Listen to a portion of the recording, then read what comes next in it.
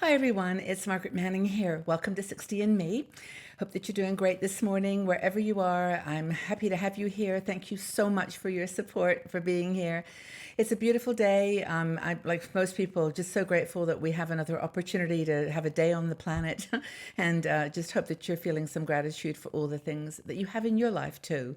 I'm having my cup of tea this morning. I've got, where is it? Green tea. Oh, it's I don't know what the brand is, but it's a new one, and it's a green tea, which I love, and it's very simple, and I've got it in my beautiful little paisley cup, and it just feels very good this morning to have a nice cup of green tea. So I've got a topic this morning that I wanted to share with you. It's an article written by Jan Moore, one of our bloggers, and when I read it, I pretty much didn't stop smiling the whole time I was reading it. So hopefully you'll have the same experience because it was just one of these articles that made me think. It made me think about the uniqueness that is all of us, the things that make us different and make us special, and how we sometimes forget that. We sometimes forget that we're all, very unique and precious. So we all have our little idiosyncrasies, right? It's what makes us unique. I mean, it makes us what's interesting. And we know society throughout our adult life has pretty much asked us to conform and to do things that are going to fit the mold of what what a woman in our age group does and acts like. But when we get older, Jan uses the phrase that our real personalities leak out. And I love that expression because it's true. It's like the things that we wanted to do all our life, we finally give ourselves permission to do it, and I think that's something so unique. Now, she says, how do we express this? How does it leak out? And one of the ways is, of course, the things that we collect. I mean, many people, she says, collect really strange and wonderful things, like, I don't know, blue medicine bottles or stones or driftwood or things that they pick up on the street or on the beach, seashells. To other people that they mean absolutely nothing, but to that person they may treasure that one thing with all their heart. Now I actually like rocks. I collect rocks from the beach, and wherever I go and travel, I always bring back one little rock from that place. And then I sometimes paint it, sometimes I don't. But whatever I do, I just try to make it special, and and it's a treasure. I just collect rocks. I don't know where I'm going to put them all eventually, but I guess they'll go back to the ground. But anyway, people collect teaspoons, people collect little ducks, people collect frogs, pigs, all kinds of little ornaments and key magnets for the fridge. But anyway, we will have our thing. And she actually mentions her eccentricity comes from her heritage because she's actually British. I don't know if she's born there, but she's got British heritage. And she mentions this group called the Eccentric Club. And I actually was so intrigued by it. I went in and looked it up. I think actually she lives in Canada.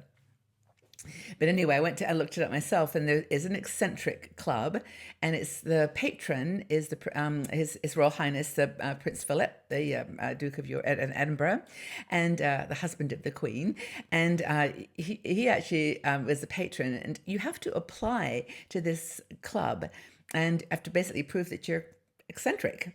And they say, I love their little quote here, though. It says, we believe that it is essentially important to highlight and celebrate the eccentricity itself, that an innate ability to ignore the well-trodden routes of the others and invent our own original ways. I think that's just so cute. But anyway, I think that members of that club included Albert Einstein and a few other crazy people. But, the people that are appreciating and embracing their eccentricities, I think, are the ones that are the most fun. So there's a psychologist, I think his name was David Weeks, who discovered or he analyzed eccentric people. And he decided that there were some traits, some common traits that they all shared. One was that they're idealistic and optimistic and opinionated, that they have a mischievous sense of humor, and that they're happily obsessed with a hobby or more than one hobby. And they also tend to be healthier and happier than most people. So he did this research and found that, eccentrics basically like to live their lives on their own terms, and they can, they basically encourage people to develop these eccentric skills, eccentric ways of life. Are you eccentric?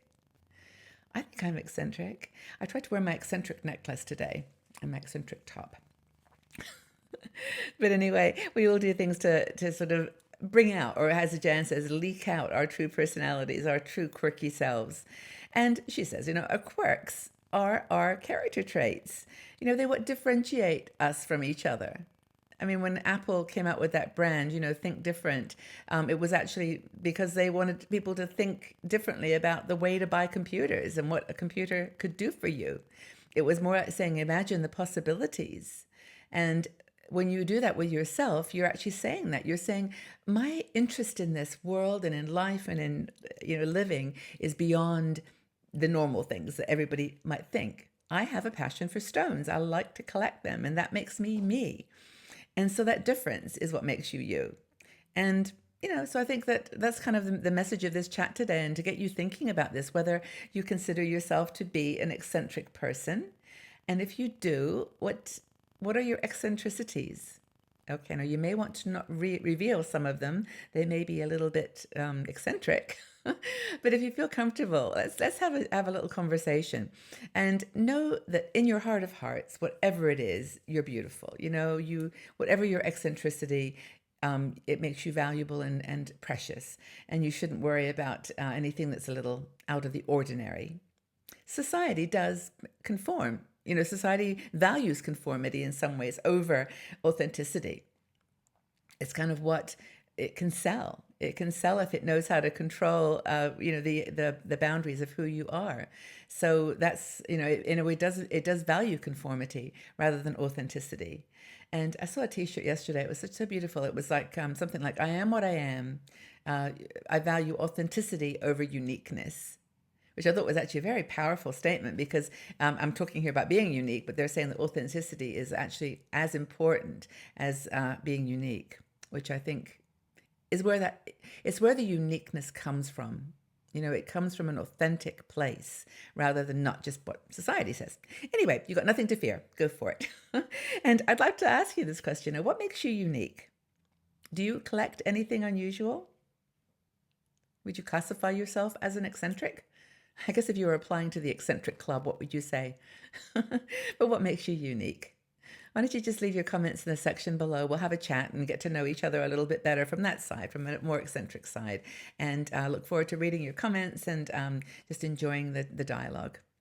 Take very good care, everybody. Have a fabulous day, and look forward to reading your comments. All the very best. Bye-bye for now.